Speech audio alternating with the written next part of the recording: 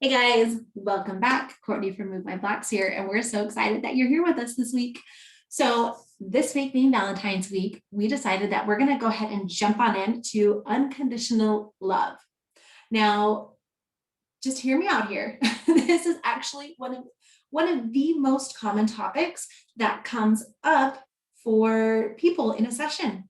You wouldn't think it is, but it really truly is. So we're just going to dive right on into this, and we're going to start with being able to give unconditional love. So a lot of the times what this looks like in somebody's life where they're not able to give that unconditional love is a lot of people will see them as kind of closed off, or maybe they just feel like they have this boundary around them and they just don't let people in. And it's not that they are cold, it's not that they are closed off. They do want to have those connections, but they can't give that unconditional love. And sometimes they can't give it to their kids. They can't give it to their spouse, to a boyfriend, a girlfriend, a really good friend. And they really, really struggle with that. So a lot of the times where this comes from is usually one of two different things. Now, there are other reasons, but these are the two main ones.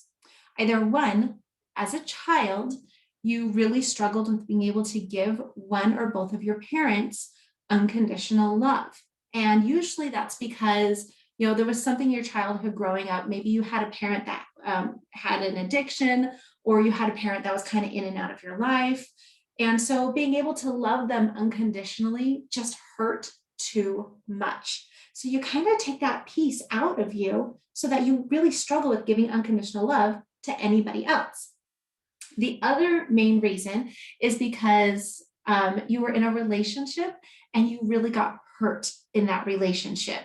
So maybe you gave and you just gave everything that you had, and they ended up really hurting you in the end. So in both of those instances, what happens is we take a piece of us, that piece that is giving that unconditional love, and we take it out and we put this wall up so it can't go back in.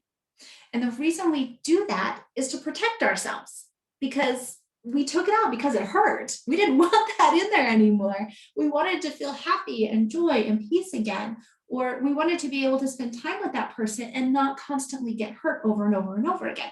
So we take that piece out, we put that wall up. Well, time goes on, things change, we grow up, we have different relationships, and fast forward 10 years from now, 5 years from now, 50 years from now, it doesn't matter. The problem is that ability to be able to give unconditional love is still on the other side of that wall, and it's not back inside of who you are. So you may be in a very happy relationship.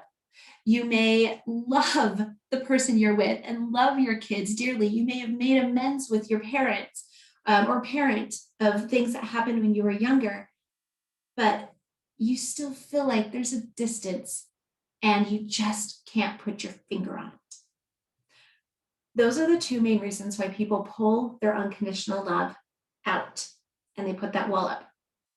So at the end of this podcast or YouTube video, whichever you happen to be joining us with, we're going to give you some ideas on how to get that wall down so you can be able to put that ability to give unconditional love back into who you are, so that you can start opening yourself back up again.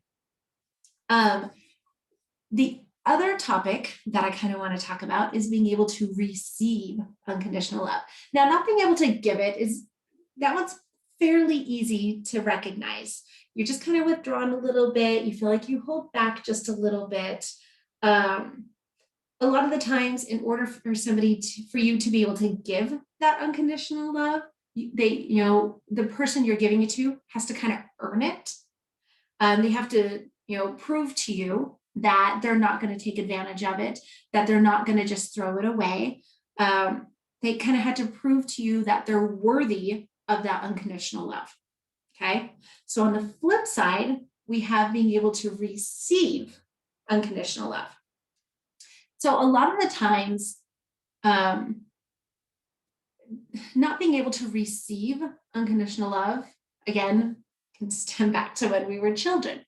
So when we were children, maybe we had a parent or an adult in our life that we just felt could never really connect to us. And so we just felt that distance from them. And we just felt like we just couldn't receive it. Or maybe there was somebody in your life that told you that you're not good enough. Nobody will ever love you other than me. Some of us have had some bad relationships where people will tell you that over and over again. And then you get out of that relationship and you're like, whew, that's over. But you still have some of that damage left in there from that relationship. So not being able to give that unconditional love, receive that unconditional love. So what that looks like is not being able to receive that unconditional love. There's a lot of times that we have people in our life that love to just love on us. They'll buy you things, they'll say nice things to you, they'll take you nice places. And they're doing this because they love you so much. And they just want to give this unconditional love to you and show you how much they love you. But secretly inside, it's stressing the crap out of you. You're like, please stop. It's okay. You don't have to do this. No, I'm fine. Don't worry. We're good. Because it's literally just driving you mad. And the reason for that, if you haven't already figured this out in your own life, the main reason that comes up with the majority of my clients is because you feel like you have to do something in return, or that you have to earn that love. So say you have a spouse that's, giving you things or being sweet to you and being kind to you and showing you all this unconditional love. And you're like, I was kind of a snot today. I had a really bad day. I had a bad day at work this whole week. And here they are being nice to me because they're trying to make you feel better because you did have a bad week. And in your mind, you're like, and now I have more to do this week because now I have to go do something nice for them to earn this love that they're trying to give me. Sound familiar?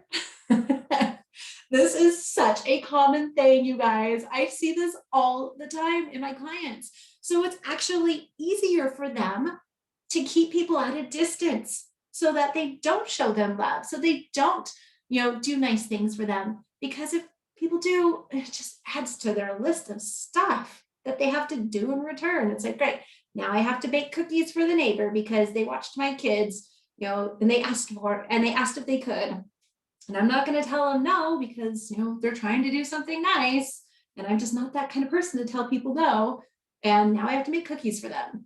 And, my husband, he was really sweet and he did all the chores that I was going to do today. And now I have to go do something nice for him. So instead of relaxing tonight, I've got to bake cookies and figure out what I'm doing for my husband.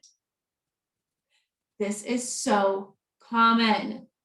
So if you're struggling with being able to give unconditional love because you feel like the people in your life just haven't earned it or they don't deserve it, or if you're really struggling with being able to receive unconditional love and you really secretly wish people would just leave you alone and stop because you're good, you're fine, you don't need more on your plate, then I have a solution for you.